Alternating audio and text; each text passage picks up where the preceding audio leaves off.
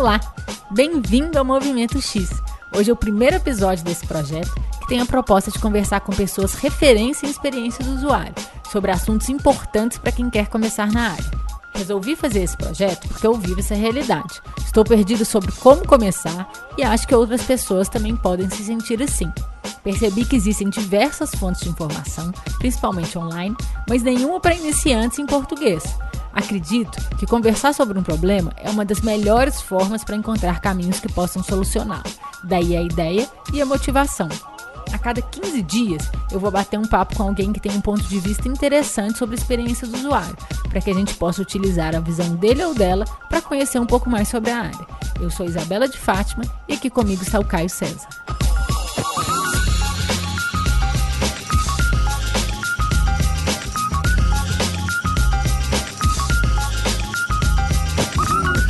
Estou aqui com Caio César, que é professor e coordenador da pós-graduação em Comunicação Digital no IEC PUC Minas. Ele também é doutor e mestre em administração, especialista em comércio eletrônico, publicitário e também coordenou a pós-graduação em design de interação no IEC PUC Minas entre 2007 e 2011. Muito obrigada pela presença aqui no Movimento X, Caio. Opa, eu que agradeço, é um prazer participar e estamos aí. Essas apresentações me deixam até encabulado. Mas é isso mesmo? Eu esqueci de alguma coisa? É bem, não, é isso mesmo. Só o tempo passa, a gente nem lembra de tanta coisa que já fez, mas é isso aí. Então, para começar, o que é a experiência do usuário? Olha só, você tem um monte de conceitos, aí tem a resposta chata de aula e a resposta mais direta da nossa vivência do dia a dia. A resposta chata de aula é que a experiência é tudo aquilo que a gente proporciona para um usuário enquanto ele está vivendo o consumo, e aí o consumo expandido, né, que é até o momento da escolha, né, aquele momento anterior à escolha, e o momento posterior ao uso do produto ou ao consumo. Então a experiência é tudo isso que envolve. Agora, a resposta mais divertida e mais fácil da gente entender, a experiência é a nossa vivência. A vida ela é repleta de experiências. O tempo todo a gente está vivenciando coisas. E de uns tempos para cá, eu gosto de fazer paralelo com o marketing porque eu vejo uma ligação íntima de experiência com marketing. A gente tem uma mudança que vem acontecendo desde os anos 1970, quando os produtos eles começam a ficar fisicamente muito parecidos. E aí as empresas elas começam a enxergar a necessidade de você ter um diferencial do seu concorrente. Porque uma calça é muito parecida com a outra calça. O jeans ele pode ser comprado do mesmo fabricante. Os telefones hoje, os aparelhos de telefone celular, as telas são as mesmas. É o mesmo fabricante que faz as telas, os processadores, a memória. Então o que você tem para diferenciar o seu produto de um outro? As características físicas não dão mais conta. Você tem que ter outra coisa. Então tem uma quantidade de autores que vai levar para o lado do serviço, atendimento, pós-venda, outros vão falar da questão da construção de uma marca sólida, uma associação com status, exclusividade e tal. Então experiência é tudo isso misturado, é tudo que ajuda a convencer o usuário a usar o seu produto ou o seu serviço, deixa esse usuário satisfeito usando esse produto, esse serviço, e ao final do processo ele vira um recomendador do seu produto ou do seu serviço. Qual que é a diferença entre experiência do usuário e design de interação? Olha, as pessoas que curtem o design de interação e que me conhecem há mais tempo podem até ficar um pouco ressabiadas dessa resposta. Mas a experiência do usuário é mais amplo do que o design de interação. O design de interação, que é muitas vezes confundido com user experience, ele diz respeito às coisas digitais interativas. A experiência, por isso que eu fiz esse paralelo com o marketing e a relação com o marketing, está mais ligada com esse conceitinho novo que está aparecendo aí, que é o do Omnichannel, da experiência única em qualquer que seja o canal que você use para se relacionar com o seu consumidor, com o seu usuário, que pode ser o balcão físico, pode ser o teleatendimento lá do telefone, pode ser o Twitter, pode ser o produto, o serviço efetivamente digital ou não. Então, experiência envolve mais. O design de interação, ele cuida de como as coisas interativas vão acontecer. Como o que a gente lida em tem um peso grande, né? As coisas interativas têm um peso enorme, essa confusão é bem esperada. Como é esperado também a confusão entre arquitetura de informação e design de interação, mas que são áreas distintas, elas se complementam. Às vezes lá nos procedimentos de DI você usa arquitetura de informação.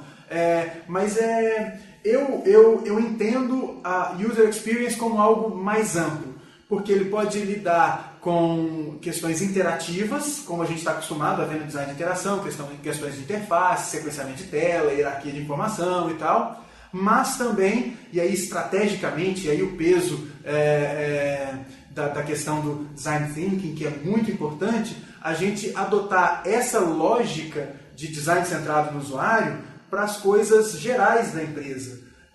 Outro dia eu estava ajudando um aluno que ele tem uma clínica de odontologia e estava fazendo a disciplina de design de experiência. E ele estava querendo justamente entender a relação daquilo, né, com o negócio dele. E é muito claro você ver que a experiência de alguém que vai consumir o serviço de uma clínica de odontologia passaria a ligação para marcar a consulta ou desmarcar, o processo de ser lembrado da consulta no próximo dia, a remarcação, o retorno, a relação com uma clínica de radiologia, a relação com, sei lá, um protético. Isso tudo, o usuário está ali fazendo contato com todos esses prestadores de serviço que estão ligados à clínica e os diferentes profissionais da clínica, eventualmente, o cara que cuida, sei lá, de ortodontia, o outro que cuida de cirurgia e tal. Então, isso tudo tem que ser mais ou menos trabalhado, ou na verdade muito bem trabalhado, para que a experiência desse usuário seja bacana. Então, passa por design de interação aí. E se essa clínica tem um web app, ou o site dela é bacana, eu não preciso instalar nada, porque o uso de uma clínica de odontologia não é uma questão frequente, né?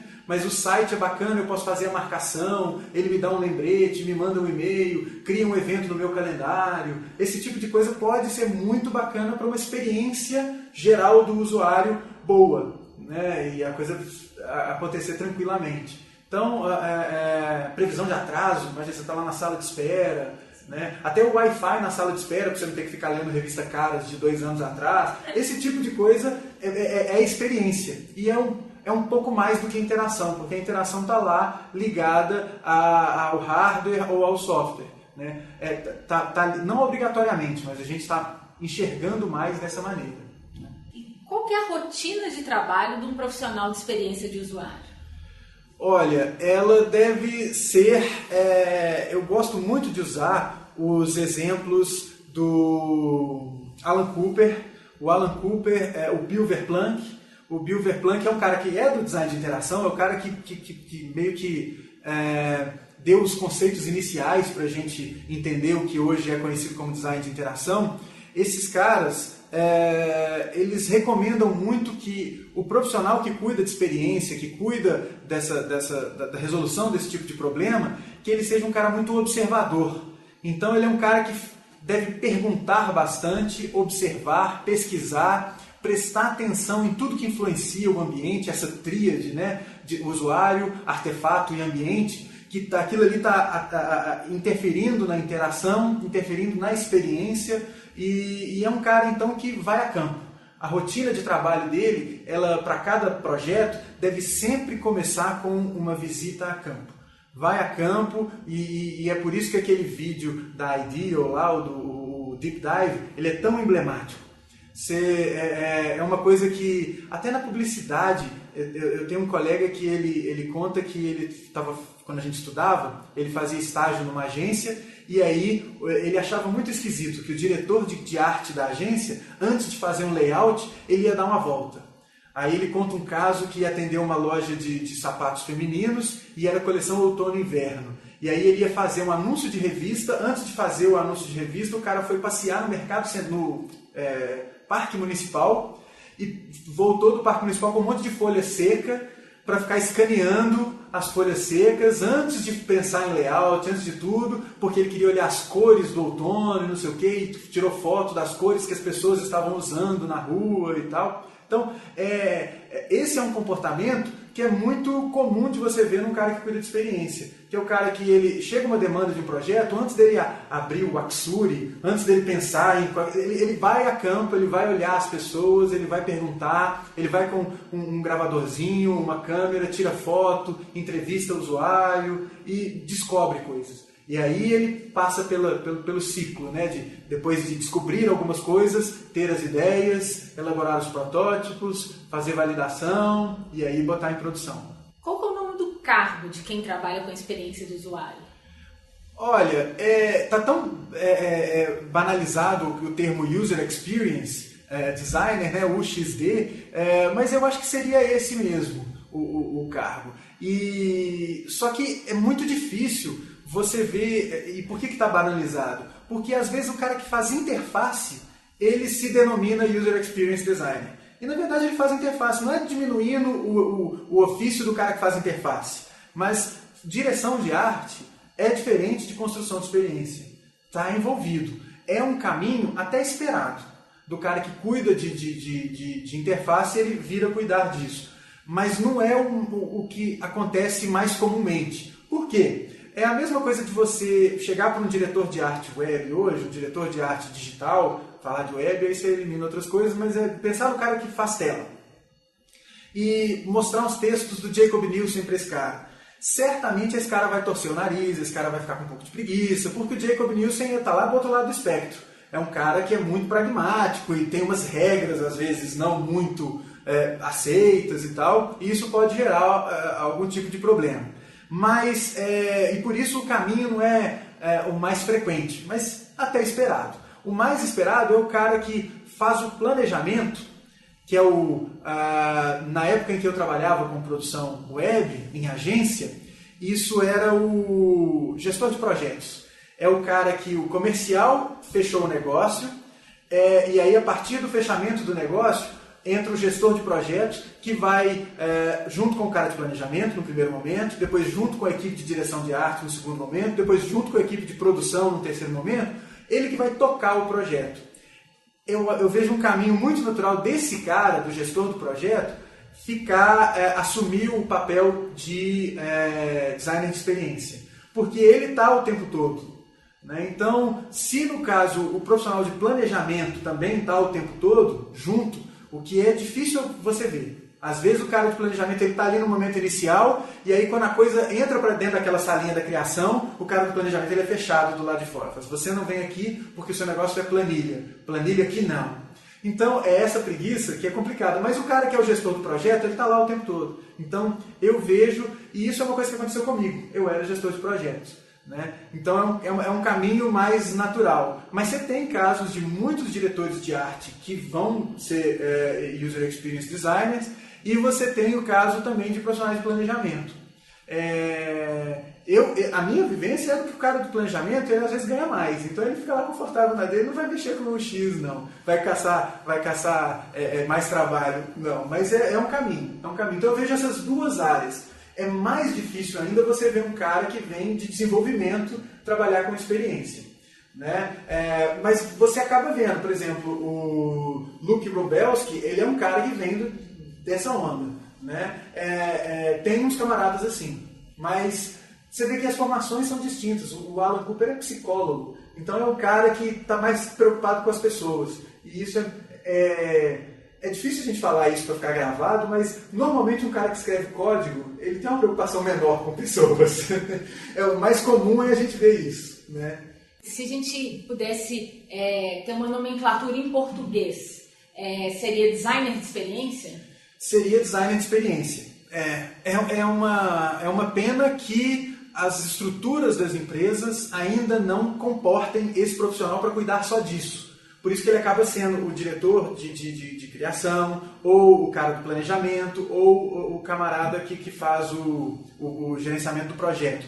Mas se tivesse um cara para cuidar de experiência, especialmente nesse momento que a gente vê a necessidade de voltar. Né? A gente teve no mercado de publicidade, que é do mercado de onde a maioria de nós que trabalhamos com experiência vimos, houve um momento de separação. Aí tinha as agências digitais e as agências offline. Agora está tendo um momento de volta, que é essa coisa de comunicação integrada, agência 360 e tal. Isso se mostra mais importante, a gente ter esse cara. Mas não é toda agência ou toda empresa que tem uma estrutura de uma RGA. A RGA tem designer de experiência lá para dar com pau, né? Mas seria muito bacana se a gente tivesse isso. Tivesse um cara que ele cuidasse da experiência, que é o cara que está focado nisso. Porque às vezes o cara do planejamento ele está preocupado com o cumprimento dos prazos, com olha cara, vamos manter o foco aqui, essa ideia, esse conceito, aí ele fica mais preso nisso. O gestor do projeto está ali tomando tiro de tudo quanto é lado, né? Que ele toma tiro do cliente, ele toma tiro da equipe, ele toma tiro da direção da agência. Então ter um cara que cuida da experiência, que está ali sempre lembrando todo mundo, olha aquele camarada que está ali na parede, a personinha, vamos lembrar dela.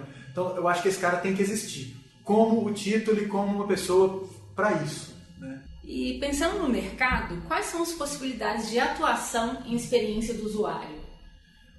Olha, essa brincadeira do design thinking e do service design, que está ainda bem tomando aí de assalto o mundo empresarial, isso abre muitas portas. Porque o cara que cuida de experiência, ele é um cara que vai resolver problemas, às vezes, internos da organização, no que diz respeito à produção daquele serviço, daquele produto. Ele pode ajudar na integração disso com uma comunicação eficaz e ele pode ajudar quem faz a comunicação. Então, esse cara, ele tem é uma pena que, como eu falei antes, o título não seja muito reconhecido. Mas esse cara, esse profissional, que ele sabe da necessidade de você pensar no usuário, que se o usuário não quiser usar aquilo que a empresa está fazendo, a empresa não vai ter sucesso. Então, que sabe tirar isso de dentro dos livros de marketing, de design de experiência e efetivamente implementar, esse cara é muito demandado, tanto dentro da organização, quanto dentro de uma agência, dentro de um prestador de serviço. Então, eu vejo um mercado futuro promissor. Por quê? Como eu falei, está tudo ficando muito parecido, muito semelhante. Os serviços, eles estão todos... E isso não é ruim. É porque a gente chegou num nível de competição que os produtos estão bons, chegaram num nível de excelência bacana. Então, agora a diferenciação é aquele que deixa o usuário mais satisfeito. E a satisfação não é uma telinha mais bonita. Então, não é só a direção de arte. A satisfação não é só um tapete legal quando você entra dentro do ambiente que você vai consumir aquele serviço ou produto. É uma coisa mais ampla, e aí a experiência entra, sabe? E pensando aqui em umas possibilidades, por exemplo, no mercado até de Belo Horizonte, seriam, por exemplo, poderia ser em veículo, portal de notícia, escritório de design, agência de publicidade, empresas de tecnologia... Tem mais algum? Tem tudo. Você falou. A gente está vendo algumas consultorias aparecendo aqui nisso e. Esses tipos de locais eles estão demandando então essa necessidade, esse olhar desse tipo de profissional. Até no varejo. Pensa. Você tem visto vagas aqui, por exemplo, em Belo Horizonte, está circulando? É um negócio. O nome ele não é buscado, mas o cara que cuida do processo às vezes ele aparece com outros nomes. Sabe? Mas eu não vejo isso como... É ruim agora, né? Mas no futuro isso vai começar a aparecer. Que é um supermercado pensando em contratar alguém para cuidar da experiência. Né? E a gente tem exemplos de supermercados e supermercados aqui em Belo Horizonte. Supermercado que a experiência é horrível e supermercado que a experiência é ótima. Então, a partir do momento em que esse supermercado que a experiência é ótima começar a detonar com os outros, a necessidade vai começar a aparecer, porque não é só um supermercado, não é só melhor do que o outro por causa do mix de produtos, né? Não é só uma coisa que fala assim, não é só o preço não é tudo, embora a comunicação lá do varejista fale isso, a gente sabe que o preço não é tudo. Se o preço fosse tudo, você não teria Rolls Royce, você não teria Porsche, você não teria Mercedes. Preço não é tudo, você tem outras coisas. Então, quando a gente começa a lembrar que existem essas outras coisas, esse profissional começa a se fazer necessário. Ainda não está doendo tanto no bolso, por quê? A coisa da economia. Eu tolero esse varejista ruim, porque aqui eu consigo comprar o sabão em pó mais barato. Mas vai chegar um ponto em que o sabão em pó vai estar mais ou menos no mesmo preço, que essa experiência não custa tão mais caro. A gente já começa a ver isso no serviço de publicidade, que inserir procedimentos de design centrado no usuário não deixa o seu projeto tão mais caro do que os outros. Vale a pena, por causa do retrabalho e etc. Né? E a mesma coisa quando você está pensando em laboratório. Você vai fazer um exame de sangue. Você tem experiência A e experiência B. O que você vai... Na hora que você, o usuário, paciente, consumidor, vai consumir esse serviço, é lógico que você vai privilegiar o da boa experiência. Então, quem não proporciona uma boa experiência vai ter que se virar. Então, eu acho que isso aparece muito na figura do consultor de design service ou de design thinking. Então, quem está atuando nisso daí já está vendo um aumento da demanda. E você se lembra de algum caso em que a experiência do usuário tenha feito toda a diferença no sucesso do produto e dos negócios? Olha, é o caso mais emblemático assim, que vem de bate-pronto, é o caso da Apple. Eu estava falando isso outro dia com os alunos, porque quando a gente fala de inovação, as pessoas associam muito a Apple à inovação e esquecem, por exemplo, da Microsoft. E não necessariamente, se a gente for olhar lá no que é inovação, a Apple não traz coisas novas do jeito que a gente mais comumente entende como inovação. A Microsoft tem uma quantidade de registro de patentes muito maior, que é um dos indicadores de inovação, né, de você ter patente, você está pesquisando soluções novas e tal. Mas uma única coisa que a Apple faz uma diferença brutal, que é, você tinha smartphone antes de 2007, existia smartphone. Eu tinha um Palm Treo em 2007 e era um telefone que eu podia instalar software nele, a gente não chamava de aplicativo ainda, só que o processo de instalar software não existia um lugar centralizado, eu tinha que ir no site do camarada que fez o software, ir lá eventualmente comprar, e aí baixa o software, liga com o cabinho no computador, sincroniza, faz, não sei o quê. Era um processo que não era trivial. O que ela fez, a mudança de centralizar tudo numa lojinha de aplicativos, etc., por mais que o telefone não tenha sido inovador, você já tinha telefone com tela de toque, você já tinha telefone sem teclado, você já tinha um monte de coisa naquela época ali, quando eles lançaram. Mas o iPhone em si, ele não é o produto inovador. O que é inovador é a App Store. Quando eles fazem aquilo ali, a experiência de uso de um telefone, que agora é um computador de mão, e que você instala coisas, e que você usa, etc., vira outra. Então, BlackBerry vai pro quiabo, a própria Palm obliterada, a Nokia, que também tinha telefone com tela de toque, com sistema Symbian lá, que você instalava, não sei o que, também some. Então você tem a experiência sendo lisa, sendo tranquila, isso altera sensivelmente o uso da coisa. Mais recentemente, um exemplo para sair do exemplo da Apple, aí eu vou falar da Microsoft. Eu fui um usuário de Linux por 10 anos, de 2006 até agora, final de 2015, eu era um usuário Linux e fiquei 10 anos batendo a cabeça com Linux. Até o momento em que eu me vi obrigado a instalar o Windows 10 num desktop. E a experiência foi tão boa, foi tão diferente do que eu conhecia de Microsoft antes com o Windows Vista, que tinha sido o último Windows que eu tinha usado, que eu falei, peraí, por que eu estou batendo a cabeça aqui, tendo que instalar uma rotina para fazer o meu laptop desligar quando eu fecho a tampa? Por que eu tenho que ficar mexendo, me sentando toda hora no terminal para resolver coisas? O Windows 10 parece que é legal e eu deixei de usar o Linux no meu computador pessoal para usar o Windows porque a experiência está boa. A experiência do Windows 10 ela não é ruim, ela é uma boa experiência. Então faz toda a diferença. Assim você conquista o usuário. Olha só, eu sou um cara que durante 10 anos eu falei mal da Microsoft, do sistema operacional da Microsoft. Hoje eu sou um cara que cogita comprar um Windows Phone, porque de tão boa que está sendo a minha experiência com o Windows 10. Né? E você fala, pô, Caio, mas Windows Phone ninguém tem. Tudo bem, eu estou acostumado a ter coisas que ninguém tem. Eu usava Linux. Né? Então, se usar o Windows Phone, para mim não vai ser problema. Mas é porque a experiência é legal. A experiência, e ele ainda, por cima, ele é muito gostoso de usar. Né? Então, faz a diferença. Né? E são exemplos bacanas.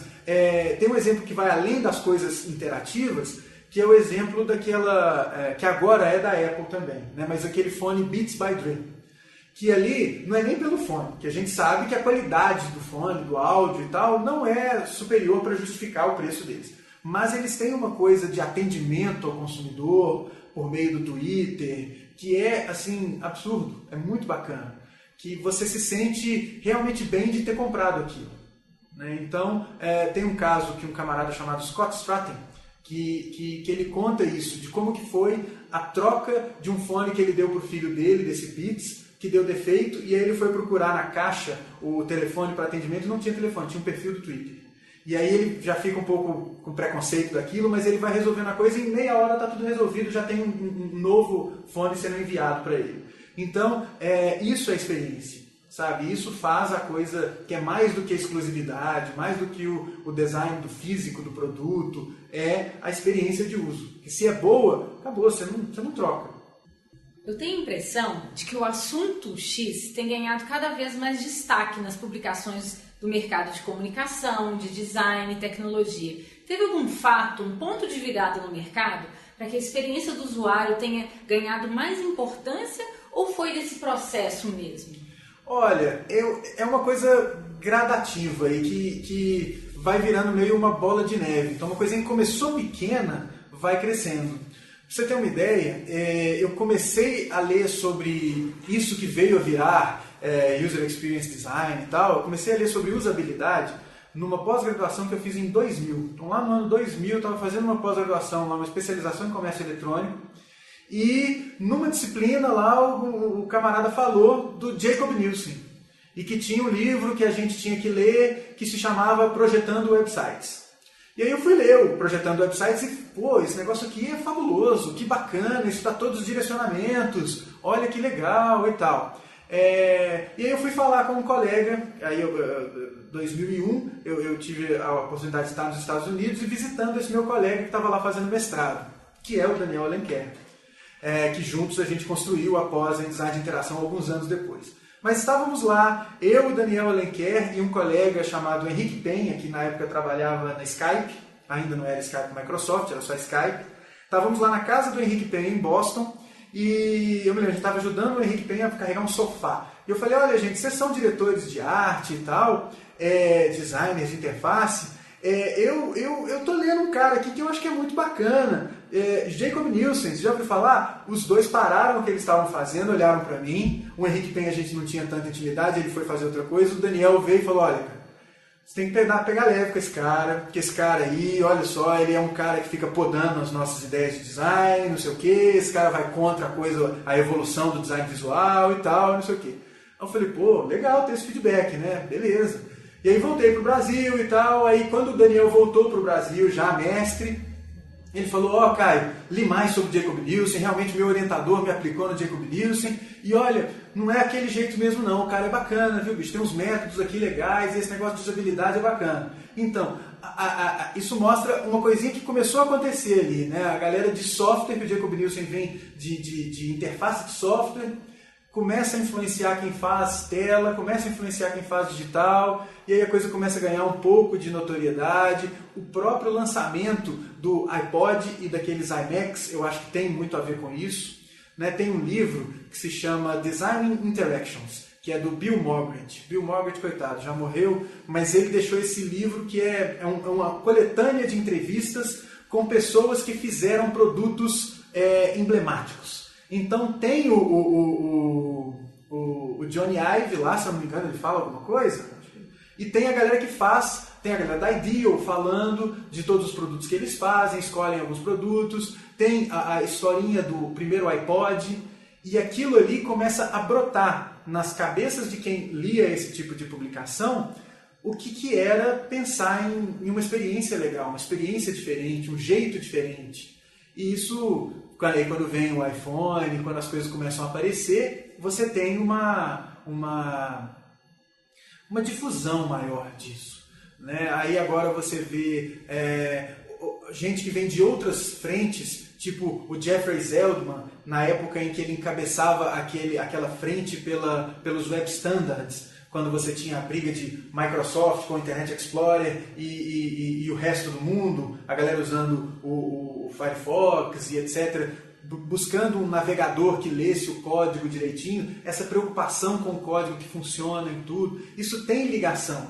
Depois a onda do design responsivo, que é uma coisa que vem também, tem aí essa mistura de áreas. Então, é tudo que vem auxiliando esse negócio a aparecer. Né? E o Alan Cooper, o próprio Alan Cooper, ele tem, que é um cara que vem da psicologia para o design, falando da importância da gente pensar nas pessoas. O livro dele lá, o The Inmates Are Running the Asylum, é um livro bacana que ele mostra a persona. Ele fala da importância de você se preocupar com o usuário e entender o que é o usuário. E fazer pensando no usuário. Então, é um monte de iniciativa que vem de um monte de lado que, no final das contas, ajuda a disseminar uma ideia que é de, poxa, as coisas têm que ser boas. E se você voltar, é aquilo que eu falei anteriormente. Tem uma relação íntima com o marketing. Porque a gente associa marketing à venda, a esforço de venda e à promoção. Mas marketing é antes disso. É identificar uma demanda de mercado e verificar se eu consigo atender aquela demanda e fazer aquilo. Então, a demanda de mercado, o que é? É o problema que o usuário tem. É a necessidade do usuário. E o que eu vou fazer é agora construir uma coisa que resolve o problema do usuário. Porque se eu resolvo o problema do usuário vai comprar o meu produto. Então eu vou ter dinheiro, porque eu quero é dinheiro, e o usuário quer o problema dele resolvido. Então, para quem tem aquele preconceito com o marketing está lá pensando no cifrãozinho. Mas para chegar no cifrãozinho, ele tem que resolver o problema da pessoa. Então, resolver o problema e construir uma experiência legal. Então, um monte de esforcinho que vem, de um monte de área, que faz a coisa dar uma estourada. E é por isso que a gente tem a facilidade agora de você ver a galera que trabalha Design Thinking, de entrar nas empresas. Né? Porque, muito por causa da Ideal. Né? O vídeo emblemático lá do Deep Dive, ele é um vídeo que não está preocupado em mostrar a metodologia Deep Dive. Ele está preocupado em mostrar que é essa empresa que funciona diferente das outras. Que é um esquema, é um vídeo muito mais para quem está estudando teoria da administração inicialmente, do que um vídeo para quem está estudando design. Porque é uma empresa que não tem hierarquia, não chega nem a ser uma adocracia, é um negócio diferente. Lá, uma hora você é líder, outra hora você não é líder e tal. Né? Então, e é o que a gente vê hoje em outras empresas, tipo a Valve, que faz jogos, ela funciona assim também. Né? A Mozilla, a Fundação Mozilla também tem uns traços disso. Então você tem isso tudo colaborando para pensar em experiência, né? Então posso entender, tem toda uma conjuntura aí que está fazendo isso acontecer, né? Eu acho que é um negócio muito mais do contexto que a gente vive hoje, se você voltar ainda, eu sou suspeito para falar por causa do meu background na administração, né? Mas se você voltar lá até na pirâmide de Maslow, você vai ver que a gente já tem um monte de necessidade resolvida. Agora a gente tem umas necessidades que são extra. Que são, a gente aqui no Brasil está com um monte de problema de primeiro mundo, que é o aplicativo não funciona, não sei o quê. Então, ao mesmo tempo que a gente tem um problema de saneamento básico, mas a gente está vivendo problemas de primeiro mundo. Não existe mais primeiro, segundo, terceiro, quinto. É tudo uma coisa só. Então, é um negócio global, uma conjuntura mesmo que levou a sociedade a priorizar isso, né? a vivência. Né? Até lembrando aqui, tem um movimento interessante também, não sei se está tão relacionado a isso, mas que me fez lembrar que hoje as empresas globais, as consultorias muito focadas em finanças, elas estão fazendo um movimento de comprar agências de design. Agências de design thinking, agências de design de experiência, né? Então tem esse movimento também delas que estavam só na parte, vamos chamar aí de back-end, e agora atuando mais no front-end, né? No front-end. O pensamento deixa de ser só em número. E acontece o contrário. A Ideal vira uma empresa de consultoria, que é uma empresa de design. Então eles vão lá, você faz escova de dente, faz tênis, faz brinquedo, e agora vira uma empresa de consultoria para ajudar outras organizações a melhorar os seus processos, porque é o negócio do design. Então eu acho que essa coisa de valorização do fazer do design, que isso tudo, se você for olhar, é o que quem faz design estuda. Só que não é o que se pratica, mas é o que se estuda, que é observar o cenário, observar as demandas. E, por exemplo, foi lá no mestrado em design que o Daniel foi aplicado no Jacob Nielsen. Então, é alguém que vem de lá da engenharia, conversa com o design, e aí, olha, tem esse negócio aqui, vamos melhorar e tal. E olha, já é o que a gente trabalha no design. Então, no fundo, engenheiros e designers fazem a mesma coisa. Eles resolvem problemas. Só que o engenheiro está mais focado numa coisa mais estruturada, um jeito de pensar mais linear. E o designer está mais preocupado com outras coisas. Então, se você olhar o Dilbert, ele está preocupado de alguma forma, existe ali uma preocupação com a experiência, naquela crítica toda ali, no desenvolvimento dos produtinhos lá e tal. Até recomendo assistir o Dilbert no Netflix e ler as coisas, que você vai ver que tem a crítica da organização, tem a crítica daquele jeito quadradinho de pensar e a necessidade de você pensar uma coisa que satisfaça as pessoas. E a gente vive de tanta insatisfação que eu acho que essa demanda por satisfação, ela é a nossa busca eterna por felicidade. Então, se tem uma experiência legal, a gente se agarra a ela, né? Então, a gente tem isso também, né? Também notei que muitas pessoas estão incluindo a nomenclatura de experiência do usuário nos seus cargos, como, por exemplo, gestor de projetos /X, programador /X, designer de interface /X. Principalmente no LinkedIn a gente tem visto esse movimento. O que você acha que está acontecendo? Esse negócio é muito engraçado, né? Igual o gestor de recursos alimentares, que é o carinha do café, ou o gestor de serviços reprográficos, que é o cara do Xerox. É legal, é engraçado você ver isso, porque dá um certo valor para a coisa, mas dá uma banalizada. Eu não fico preocupado com essa banalização, não, porque o que importa é o resultado. No entanto, tem uma dificuldade de entrega. O cara que coloca que é desenvolvedor / user experience designer, ele não entra no projeto, dificilmente, não é que ele não entra, não vamos ser categóricos, mas ele dificilmente entra no projeto lá naquela primeira reunião com o cliente. Esse cara que faz, que se coloca como desenvolvedor / UX ou UX, ele é o cara que brinca lá com os bootstrap, brinca lá com os frameworks, que proporcionam uma experiência bacana na hora que o cara vai usar. Legal. Mas ele não está lá pensando, não é costumeiro a gente ver esse cara saindo a campo para fazer entrevista com o usuário para desenvolver persona. Você não vê muito isso. Então, é legal que ajuda assim, vamos pensar igual os jesuítas. A gente está num momento... Eu não gosto de me colocar junto dos jesuítas porque eles não eram muito boas pessoas. Mas vamos pensar nos jesuítas, porque teve um momento que eles encaravam que a finalidade, que é o cristianismo estar espalhado e tudo mais, justificava os meios, que eram as atitudes deles. Eu acho que vale mais ter essa sementinha de UX plantada em tudo quanto é lugar, muito embora o que seja feito ali não necessariamente seja o X, sabe? Então deixa que falem. Mas é legal ver o resultado, é legal ver, por exemplo, estabelecimento de meta de interação, o cara preocupado com o tempo de resposta de servidor, o cara preocupado com quantas telas o usuário vai ter que passar, isso eu gostaria de ver, sabe? Ou o gestor de projetos pegando a persona e levando a persona junto no projeto inteiro, que muitas vezes a persona ela até nasce lá no planejamento e vai para a criação, mas aí ela fica na criação, ela não vai para o desenvolvimento de um produto interativo, de um site ou de um aplicativo. E isso é muito ruim, porque aquele cara lá é que vai é o cara que vai definitivamente fazer o que a pessoa vai usar. A pessoa não usa um arquivo do Photoshop, ela usa um aplicativo, ela usa um site. Então, a persona não vai para a produção. E isso é ruim, a persona fica no meio do caminho. Então, o gestor de projetos /UX, se ele conseguir levar a persona para o desenvolvimento e lá no final fala, vamos fazer um teste, vamos chamar o usuário, vamos fazer teste de usabilidade desse seu software, desse seu sistema, vamos ver o que está acontecendo e conseguir implementar eventuais mudanças, isso é muito bacana. Né? É engraçado que você vê gente que faz direção de arte /UX ser contra fazer teste em protótipo layout. Vamos chamar o usuário então para testar o seu layout? Não, mas o meu layout, aquela relação de paternidade ainda existe. Então o cara não faz o X. Tem um cara que é um designer muito bom, que ele é um cara que não poupa palavras. O nome dele é Mike Monteiro. O Mike Monteiro, ele tem um negócio que é assim, se o seu designer contestou uma dúvida de um usuário, você deve mandar esse designer embora sumariamente. Ele fala isso.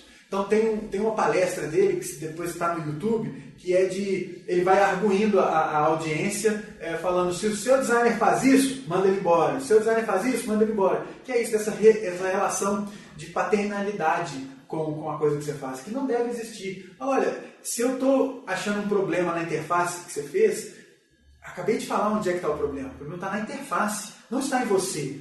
Você não é um profissional pior porque tem um problema na interface que você fez. Não resolveu o problema. Né? Então essa resistência aos procedimentos, isso daí é um complicador. Por isso que essa coisa dos nomes barra ou X, olha, eu acho legal que o negócio está aparecendo, né? Mas as práticas não estão acontecendo. É igual, agora tem os nomes, né? O atendimento não é mais atendimento, ele é gestor de contas. É atendimento, gente, normal, não tem problema de ser atendimento, não. E tem muitos nomes surgindo também, a maioria em inglês, né? Por isso que também uma das propostas aqui é sempre tentar traduzir. É claro que o inglês tem um ponto extremamente positivo que é da síntese, né? Que é difícil, mas eu estou tentando trazer sempre essas nomenclaturas para o português, até para ser mais fácil de entender, porque como você mesmo está contando, parece que a área de UX ela é ampla e tem várias outras especializações dentro dela. E aí essas especializações acabam tendo com nome em inglês também, e aí vai ficando aquela bagunça na nossa cabeça, né? O UX ele é bacana, que você falou esse negócio da síntese do inglês, ele é muito legal, que ajuda a tirar um pouco do preconceito que se tem com usabilidade. Você fala usabilidade, é um negócio que a galera realmente torce o nariz. Porque usabilidade está ligada a procedimento em laboratório, teste em laboratório, e procedimentos, não sei o que para muita gente são chatos. Eu acho fenomenal, mas eu entendo que sejam chatos para muita gente. Então, se você tira a carga negativa da usabilidade e coloca o user experience, fica até mais leve, até mais fácil de você entrar dentro da criação da agência. Falando sobre as vagas para a experiência do usuário, um ponto que chama atenção é a frequência da oferta com perfil híbrido de designer de interface e experiência do usuário. O que você pensa sobre isso? Porque na minha percepção, um profissional é mais focado no visual, enquanto o outro é mais focado em atividades que envolvem os usuários no centro do processo. É isso mesmo? Olha, esse profissional híbrido é uma coisa bem presente na nossa realidade brasileira, aqui de Belo Horizonte, porque a gente ainda não tem aquele cara, ele ainda não consegue ter volume de trabalho suficiente para justificar a sua existência dentro de uma estrutura de agência, então ele fica caro.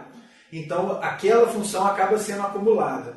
E aí é o negócio da questão negativa de o cara que cuida de visual cuidar de user experience também. Legal seria se ele tivesse envolvido no processo todo. E se está, aí beleza, não tem problema nenhum. O que acaba acontecendo é que esse cara, como é um negócio novo, você não tem uma graduação em User Experience. Você não tem...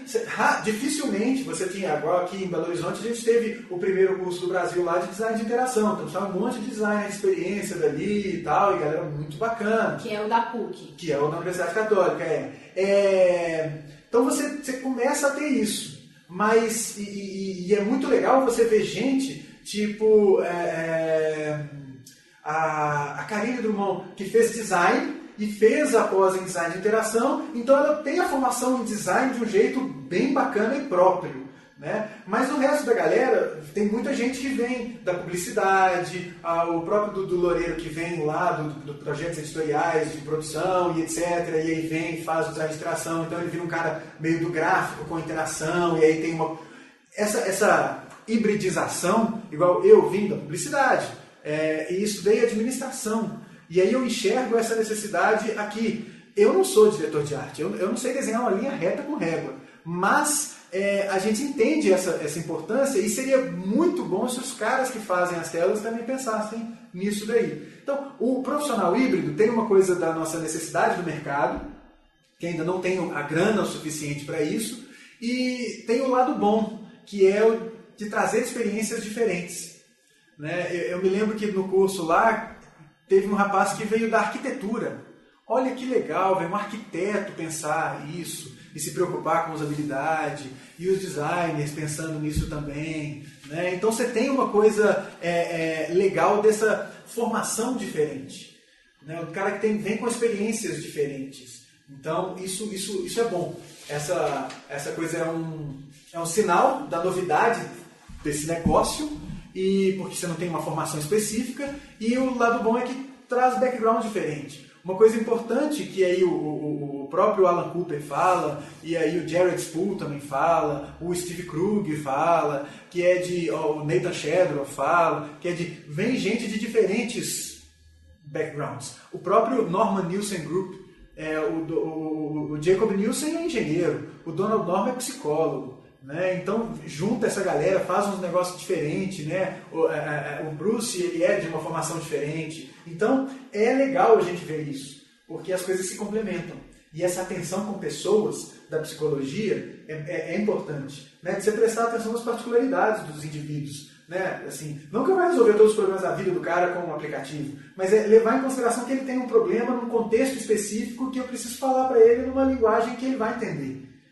Parece óbvio quando a gente fala, mas o desenvolvedor /UX dificilmente se lembra disso. Porque ele tem lá a formação de desenvolvimento. Ele não tem a formação necessariamente de um cara que está acostumado a prestar atenção nas pessoas. Tomara que isso mude. Sabendo que hoje as vagas para a experiência do usuário exigem conhecimentos e habilidades que vão além dos assuntos relacionados ao usuário, o quanto de programação, interface e interação as pessoas que querem trabalhar com o X precisam saber? É importante um designer saber código? É importante. Mas ele deve saber código para substituir o desenvolvedor? Não. Ele deve saber código para não ser enganado por um desenvolvedor mequetrefe. Ele saber identificar um código mequetrefe e saber identificar, olha, dá para fazer isso. Eu sei que dá. Eu não sei fazer, mas eu sei que dá. É diferente de você pedir. Eu me lembro uma época que antes de me especializar e tudo mais, que eu fazia freela para uma agência e o cara da agência veio furibundo que o cliente tinha pedido para ele uma janela redonda. Mas eu quero a janela redonda. Eu disse, cara, janela redonda não tem jeito de fazer. Mas eu quero uma janela redonda. Não é isso. Você deve saber que é possível fazer a coisa. Então, se você sabe que é possível fazer, você tem aquele conhecimento de dar uma lida, de olhar e entender, às vezes achar um erro, às vezes você está dando um problema aqui, ou então você tem que mudar algo on the fly, é importante. Da mesma forma que ficou importante para um cara que faz jornalismo, saber mexer no Photoshop, saber mexer no Lightroom, porque não tem mais o cara que vai cuidar da imagem. É ele que vai tirar a foto, é ele que está lá fazendo a coisa, ele tem que conhecer um pouco de audiovisual, porque agora é ele fazendo um periscope na manifestação. Então ele tem que conhecer de tecnologia. Então o designer ele tem que conhecer de código para não ficar a pé, para não ficar perdido, para entender qual que é a diferença de Bootstrap e Foundation. Esse tipo de coisa. Não quer dizer que ele vai o dia inteiro ficar lá debruçado escrevendo código. Não. Né? E essa coisa, isso inibe muito, especialmente o jovem profissional. Eu tento falar isso com os meus alunos, que se você viu numa descrição de uma vaga que pede Photoshop, Corel, Illustrator, e você não tem isso tudo proficiente, não esquenta, vai lá. Você tem que saber o princípio, você tem que saber direção de arte, você não tem que saber Photoshop. Você tem que saber direção de arte, você tem que saber equilíbrio, cor, você tem que saber isso. E lógico, o mínimo, trabalhar com camada, o que é um Smart Object, isso você tem que saber. Mas isso aí tem nos tutoriais do YouTube, vai lá e corre atrás. Mas você não tem que ser proficiente em todas as ferramentas, porque às vezes o cara nem tem. Essas descrições de vaga vêm de lugares que você chega lá e fala assim, qual que é a sua licença aí da Adobe? O cara não tem nem a licença. Por que você está pedindo um cara que tem esse conhecimento se você não tem nem a licença? Você nem tem o Sketch, você nem usa esse software. Como é que você está pedindo isso? Como é que você vai medir isso? Quem é o cara que vai me selecionar e que sabe isso tudo? Então essa coisa é uma coisa tão falta de noção que é legal a gente saber os princípios. Se você entrega, isso que é importante. Tá? É lógico, tem funções que vão demandar. Se você vai ser gestor de projetos e a empresa trabalha na onda do PMI, se você não souber project, você está na água, então nem vai lá. Agora, se você é gestor de projetos e a empresa trabalha de outra forma, procure saber qual que é a metodologia e se enquadra ali. Mesma coisa com direção de arte. Você gosta do Illustrator, mas a galera está pedindo outra coisa, mas você consegue trabalhar nessa outra coisa? Vai, entendeu? E mostra o seu trabalho. Porque eu acho que assim vai ajudar a educar esses caras que criam essas vagas absurdas. A vaga que quer que o cara, sei lá, saiba PHP, MySQL, CSS, JavaScript e Photoshop e AdWords. Então você, não, para, né? Esse cara não existe. E você quer pagar R$800 pra esse cara. E para quem quer trabalhar com experiência do usuário, o que é o básico que ele precisa saber? Olha, tem que saber de pesquisa com o usuário. Tem que saber de pesquisa com o usuário. E tem que saber dos métodos e técnicas que estão envolvidos aí. Então não existe necessariamente uma ferramenta que seja única para ele saber, um software para ele saber. Você tem um monte de software. É muito legal você saber fazer teste de usabilidade. E aí para fazer teste de usabilidade você tem um monte de software que pode te auxiliar. Dificilmente você vai ver uma empresa aqui em Minas Gerais que tem um Moray, que vai ajudar a fazer aquele esquema de sincronização de todas as trilhas de vídeo e tal. Então, se você souber o Moray, beleza, você sabe o Moray, mas não tem ninguém aqui que demanda o Moray. Então, a galera costuma se focar muito no Axure para fazer wireframe. Olha, durante os meus 10 anos de usuário Linux, eu nunca usei o Axure e agora também não uso o Axure. Eu faço wireframe onde? Lápis e papel. E na hora de passar para o computador, eu usava o GIMP. Usava o GIMP, vai lá no GIMP e boas. Né? Tem gente que faz wireframe no PowerPoint, gente. Isso é irrelevante. A galera gosta, sabe? Se a galera gosta, quer um wireframe navegável, por exemplo, eu já dei consultoria que o cliente queria um wireframe navegável. E aí esperando chegar um produtinho do Axure. Não. Fiz no Pencil. O Pencil faz o wireframe navegável. Né? E eu conhecia HTML, então o que precisava eu ia lá e fazia na mão. Então, a ferramenta eu acho que é o de menos. O mais importante são os procedimentos. Então, ter o conhecimento dos procedimentos. Como é que é uma entrevista para eu construir uma persona? O que eu devo tomar nota? Aí, olha só como é que é o negócio da área híbrida. Você vai ver livro de métodos qualitativos de obtenção de dados. Que aí é como é que eu monto um roteiro de entrevista para que eu não direcione o cara para ele responder o que eu quero. Porque se eu direciono o cara para responder o que eu quero, eu não vou estar resolvendo o problema do cara. Eu vou estar resolvendo o meu problema de ego dele responder o que eu acho que ele tem que responder. Entendeu? Então eu vou aprender a elaborar roteiro de entrevista, aprender a elaborar questionário, né, que é um negócio complicado. Eu vejo um monte de gente que tem o X no título, colocando questionário e no questionário perguntando: você gostaria disso? Sabe? Não, isso você não pergunta, cara. Você não está fazendo pesquisa com o usuário, você está fazendo isso.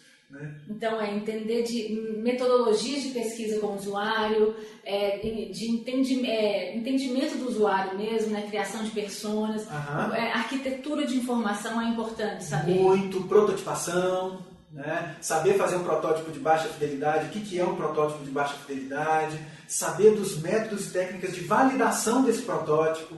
Que aí você tem grana, você pode fazer validação com o usuário. Se você não tem grana, não tem tempo, você pode fazer validação com o especialista. Não ter preguiça. Eu acho que é uma coisa muito importante. A gente não tem jeito, nós somos humanos, nós temos preconceito pra chuchu.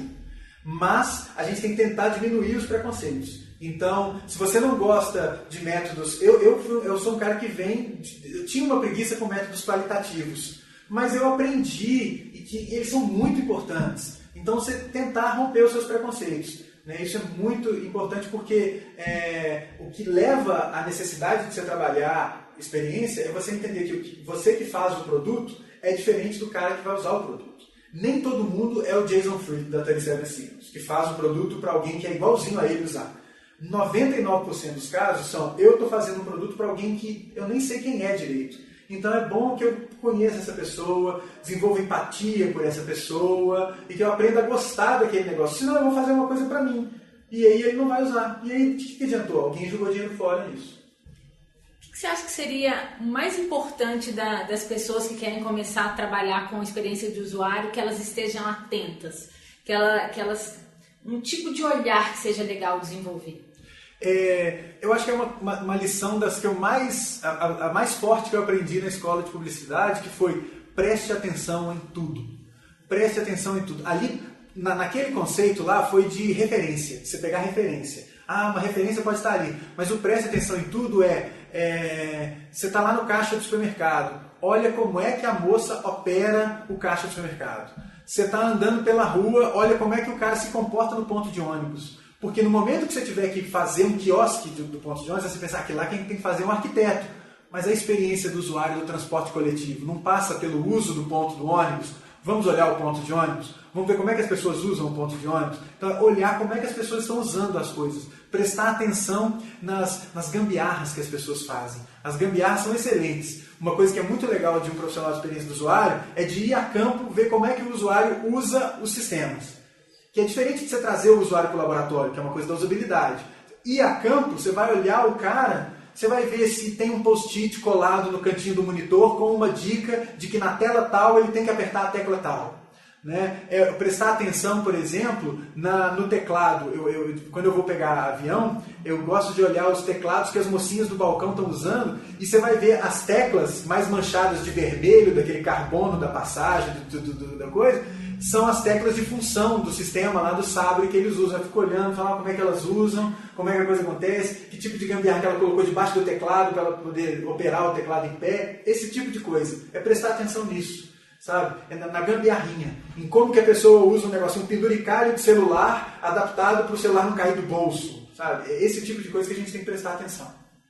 Você já deu um tanto de dica, eu vou procurar todas as dicas que você deu, vou postar junto com o podcast, os vídeos, as referências, mas eu queria que a gente falasse um pouquinho mais dessas dicas, né? Para quem está procurando por fontes de informação para começar, pode ser blog, podcast, evento, conferência no Brasil, livro. E falando de livro, vamos começar falando do seu livro, vamos fazer design de interação? Queria que você contasse um pouquinho.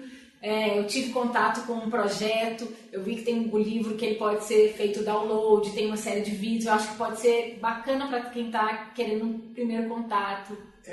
Aquele livro é um resumo do processo que a gente passa quando a gente vai fazer design de interação, né? De todos os procedimentozinhos ali. Não necessariamente na ordem que está no livro, mas ali tem os procedimentos. E ele é bem basiquinho, bem bacana. Eu não gosto de falar muito das coisas que eu faço, não. Vocês vão lá e olham e tal, e depois vocês veem, deve ter um monte de erro de português lá, por favor, me indiquem se tiver erro de português lá. Mas tem um monte de publicação que ajuda isso. O livro é uma iniciativa legal para disseminar o design de interação e tentar deixar ele menos sisudo, porque quando a gente olha, tenta colocar design de interação, pensar em experiência e tal, os projetos ficam mais longos, então o cronograma é afetado, aí o gestor do projeto não gosta.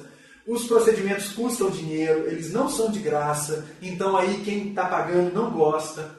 Né? Então é uma maneira de tentar desmistificar isso, de tentar deixar a coisa menos chata.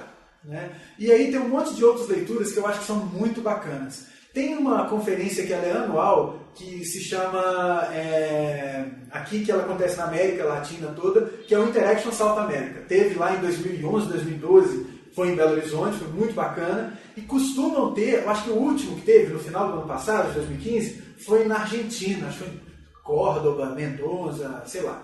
Foi na Argentina. E costuma ter os vídeos das palestras. São vídeos bacanas, você pode dar uma procurada, aí você acha no YouTube. Os eventos do Event Apart são bacanas, ajudam também. E algumas leituras. O Design Interactions, do Bill Moggridge. O livro do Jesse James Garrett, de elementos da experiência do usuário, é um livro bacana. Os livros do Jacob Nielsen, a gente tem que não ter preconceito com o Jacob Nielsen, então lê tudo do Jacob Nielsen. Jacob Nielsen escreveu alguma coisa no papel higiênico enquanto ele estava no banheiro. Lê, porque o cara é muito bom. Os livros do Alan Cooper, o About Face, é um livro imprescindível para ler. O The Inmates Are Running the Asylum é um livro bacana. Donald Norman é outro também. Se ele sair com o Justin Bieber e pinchar o muro, você vai lá e lê o que ele escreveu no muro, porque o Donald Norman é um cara legal. Então, o design do dia a dia, o design emocional. Pra você ter uma ideia, o livro Design Emocional tem uma relação com semiótica muito bacana. Depois de, 10 anos de formado, que eu fui ler o Design Emocional, caiu um monte de ficha de semiótica na cabeça, de quando eu estudei lá em 96. Então foi muito bacana. Então o design do dia a dia.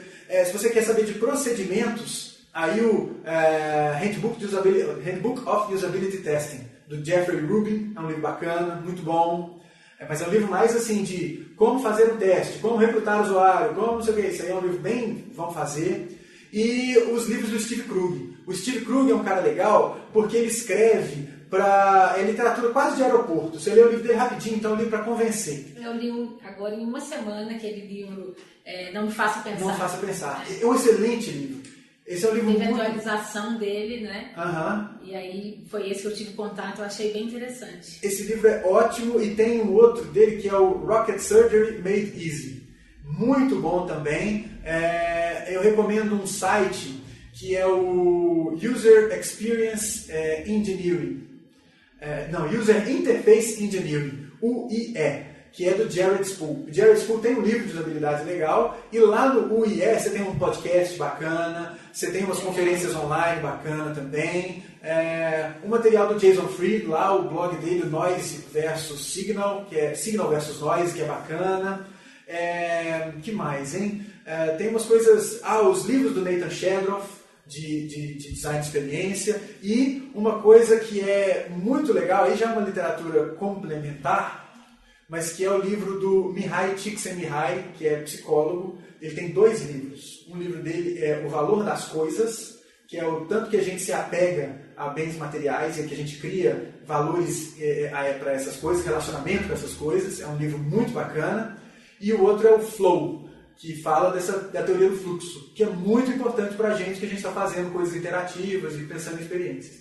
Então, tem um monte de leitura legal e, infelizmente, a maior parte delas é em inglês. Então, uma competência do profissional de User Experience é saber inglês. Tem muita palestra que você vai ver, muito material sobre design de experiência em inglês. A gente produz muito pouco em português brasileiro. Essa é até uma das motivações que eu fiz lá o livrinho, que para deixar a coisa mais light também. Tem um livro, Design de Interação, da Brice, que é bacana, mas até onde eu sei, ele já está na 4ª edição, mas só a primeira edição foi traduzida em português. Então, você vai ter que ler em inglês mesmo. Pode ser que tenha um monte de coisa atualizada aí, mas esses livros acho que já dá para dar uma boa... Nossa, bastante. Dá para aprofundar bem. E para quem tem interesse em pesquisas acadêmicas, como se aproximar dessa área no Brasil? Olha, aqui em Belo Horizonte, tem a Raquel Prates, que ela é uma profissional muito bacana, professora da Universidade Federal, ela é muito legal. Ela tem um capítulo de um livro muito bom, ela tem mais referência. O livro do Walter Sibes, que é brasileiro, mas está lá radicado no Canadá. É um livro, nossa, muito bom, muito bom. O material da Raquel Prates, tem só uma referência que me passou batido, foi de um podcast chamado 99% Invisible. É um podcast de design, mas que ele é fabuloso, ele é maravilhoso. E até em termos de podcast, é uma produção... Eu gostaria que tudo que eu fizesse fosse igual ao que ele faz. Mas enfim. Então aqui, você tem lá a Raquel Prates, que ela trabalha, se eu não me engano, ela está no DCC da UFMG. Você tem algumas pessoas trabalhando isso lá na Universidade Católica. Você tem eu, você tem o professor Cutovas, tem o professor Hugo, você tem a professora Cristiane Nobre, esses que têm alguma aproximação lá com o mestrado em informática. Então tem isso lá no mestrado em informática. Então perceba que está tudo bem ligado ao mestrado, aos 2 programas de mestrado e doutorado em informática. Mas fora disso, deixa eu ver aqui... Você tem, no Nordeste, se eu não me engano, tem uma galera fazendo um mestrado disso. Aí tem que olhar direitinho onde é que se é na Universidade Federal da Paraíba ou se é no Rio Grande do Norte. Tem uma coisa assim. As próprias coisas ligadas ao César, lá no Recife, Pernambuco. O Silvio Meira, né? Isso. Tem uma galera... No mestrado de Engenharia de Produção da Universidade Federal de Santa Catarina, tem alguma coisa que dá para fazer uma pega. E você está começando a ver isso em algumas universidades de São Paulo. Tá? Mas fora na comunicação fica mais difícil, porque o métier de pesquisa da comunicação não é bem esse. Aí você vai achar isso onde? Na Belas Artes. Por incrível que pareça, tem lá no mestrado em Belas Artes um ex-aluno que é o Koji Pereira, que ele fez o mestrado dele lá e ele encontrou no guarda-chuva lá da Belas Artes o acolhimento do professor Carlos Falsi, lá na UFMG, que é muito bacana e que também tem um olhar sobre isso. Ele não trabalha pesquisa e experiência, mas pesquisa e experiência cabe dentro das coisas que ele faz. sabe, de algumas coisas que ele faz. Então, tem uma galera trabalhando isso. E tem também alguma fonte de informação que, por exemplo, eu vou conseguir achar essas teses, essas dissertações, para aquelas pessoas que estão tateando ainda e querem ter contato com tipo de escrita, tipo de raciocínio, ter esse contato com, até criar mais um repertório, né, para saber se quer ir por aí ou se quer ir para uma pós mais lato sensu. Tem uns camaradas de São Paulo, tem um cara que eu gosto muito dele, que é o Robson Santos.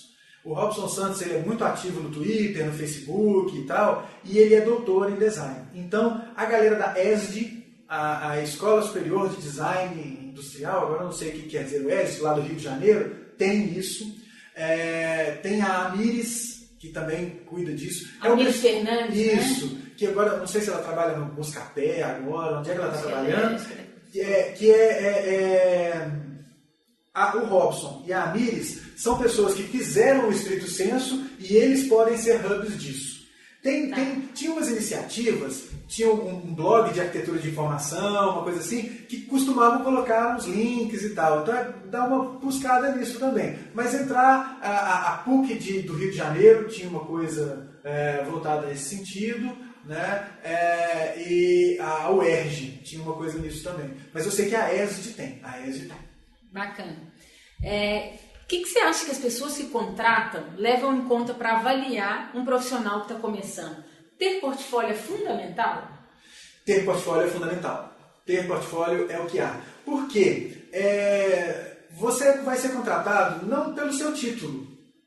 Você vê, eu sou doutor em administração. Onde é que está a validação acadêmica do Caio trabalhando com isso? Tá? De eu coordenar o curso, de eu montar o curso, de eu pensar nas disciplinas, de eu dar aula do negócio. Mas onde é que eu aprendi? Eu aprendi batendo cabeça, eu aprendi lendo. Nessa época, em 2001, em que ninguém nem falava do negócio, eu estava lá batendo cabeça e conversando com pessoas e vendo como é que era o negócio e tal. Então, no fim das contas, você é o que você é capaz de fazer. Então, tenha um portfólio. Então é aquele negócio, não tenha... Você tem um caso do Vitor Lourenço, que é um cara daqui do Brasil, de São Paulo, estava fazendo lá a graduação dele na ESPM, e aí ele fez um mashup de Twitter. E o mashup dele ele colocou no ar, e a galera do Twitter gostou e falou, você não quer vir trabalhar aqui não? E o cara, no meio da graduação dele, largou o curso e foi trabalhar no Twitter. Então, e hoje ele cuida agora eu não sei se mais no Twitter, mas ele é um User Experience Designer. Então, fazer, é meter a mão na massa. Então, por isso que é legal um cara que tem essa coisa de designer de interface / UX, dele ter um portfólio, ter lá um perfilzinho no DeviantArt, ou DeviantArt, lá, tem que ter lá, ou no Dribbble. Um cara que é desenvolvedor / UX, cadê o seu perfil no GitHub? Cadê os seus projetos? O cara que é front-end, cadê as suas coisas lá no GitHub? Então, é o que você é capaz de fazer. E uma coisa muito legal é você juntar com pessoas que complementam a sua competência, sabe? E fazer coisas. Então, mas é muito difícil, cara, montar portfólio nisso. Não é. Faz avaliação de usabilidade, faz um relatório, o seu portfólio é um relatório. É uma proposta nova de interface. Você não vê isso o tempo todo. Tem um monte de blog de design que fica postando insight de como é que poderia ser um telefone com tela flexível. E é o cara que fez lá a coisa. Então, faça também. Faça isso. Pense em como é que a coisa vai funcionar. Bacana. Eu acho que isso aí constrói o seu portfólio. E para fechar, como conseguir a primeira experiência? Faz de graça. Faz de graça. Ou faz para você mesmo. Sabe, uma coisa que pode ser muito bacana eu preciso aprender esse processo. Beleza, pensa num produto para você. Pensou nesse produto? Que pode ser, sei lá, vai montar... Eu acho que o melhor exercício é a pessoa montar um site para ela mesma. Monta um blog, monta uma coisa de um assunto que você gosta muito e faz os procedimentos para esse produto. Vai pesquisar persona. Persona está um assunto tão na moda que até a galera que fica falando do marketing de conteúdo, de inbound, não sei o que, está falando de persona, jornada do cliente, que é fluxo de navegação. Então, faz isso. Pesquisa o usuário do seu blog, quem que vai ser, faz as personas, aí faz o wireframe, guarda essa documentação, faz layout, testa. com esse cara, vê se tem algum erro, vê se não tem. Como é que eu vou testar layout de blog? É super simples, você tem sessão, você tem tarefa para o cara fazer, você tem coisa que você pensou para o cara fazer comentário e tudo mais, implementa isso. Aplica isso à necessidade de você conhecer um pouquinho de código. Mexe lá num teminha de WordPress e deixa do jeito que você imagina. E documenta isso. Documenta esse processo. Sabe? Faz acompanhamento, faz da mesma forma que alguém vai construir uma expertise em direção de arte. Como é que é? Vai desenhando, vai fazendo peça fantasma, à torta e à direita, para você exercitar o seu ofício. E aí você tem um caso, porque é igual um portfólio de alguém de planejamento. Ele é difícil, né, de montar, é difícil de você materializar. Então você tem que mostrar os casos. Olha, eu estive envolvido nisso, eu fiz isso, isso e aquilo outro. Olha aqui a documentação, olha aqui o que eu descobri. E vai ser muito legal para alguém te contratar ver onde que você errou e onde que você consertou. Porque é muito fácil você mostrar só o produtinho final pronto ali. Mas qual foi o caminho para você chegar naquele produto pronto? É aquilo que vai ser valorizado quando alguém for te contratar, que é o que quer que você faça nos próximos projetos. Que vai ter um erro, eu quero que você ache o erro, que você indique onde que está o problema, que você indique o caminho a seguir. Então é isso, faz. Aí o fazer de graça é aquele negócio. Eu não tenho ideia, Caio, de um blog, de um site, não sei o quê. Pega uma empresa pequena, que não tem grana, vai lá e faz para ele. Pega uma entidade sem fins lucrativos, essa galera nunca... Olha, uma entidade assistencial, essa galera nunca tem grana. Vai lá e faz um negócio de graça para eles, faz um troço que vai ficar assim, mega bacana, que você vai depois falar, olha, eu ajudei essa entidade a aumentar o número de doadores, eu ajudei essa entidade a ter uma presença na web legal, eu ajudei isso, aquilo outro, porque eu fiz essas pesquisas, eu descobri tal coisa. E quando você menos espera, você começa a ter autoridade no assunto, porque você vivenciou os processos. E é isso que te dá autoridade. Sabe? Você falar com toda certeza, isso não funciona. Por quê? Porque eu testei. Eu sei que isso não funciona. Eu já testei e não funciona. Sabe? Isso é bacana. Então desenvolva isso. É isso. Muito obrigado. Primeiro episódio do Movimento X. Eu que agradeço e foi uma honra. E estamos aí. Para o que precisar. Nossa, eu me senti muito feliz de estar participando aqui. E contem sempre comigo. Muito obrigada, Caio. Valeu. Bom, chegamos ao fim do primeiro episódio e espero que você tenha gostado. No próximo programa, que vai ser lançado no dia 29 de fevereiro, a gente vai conversar com o Rodrigo Medeiros. Obrigada e até o próximo papo.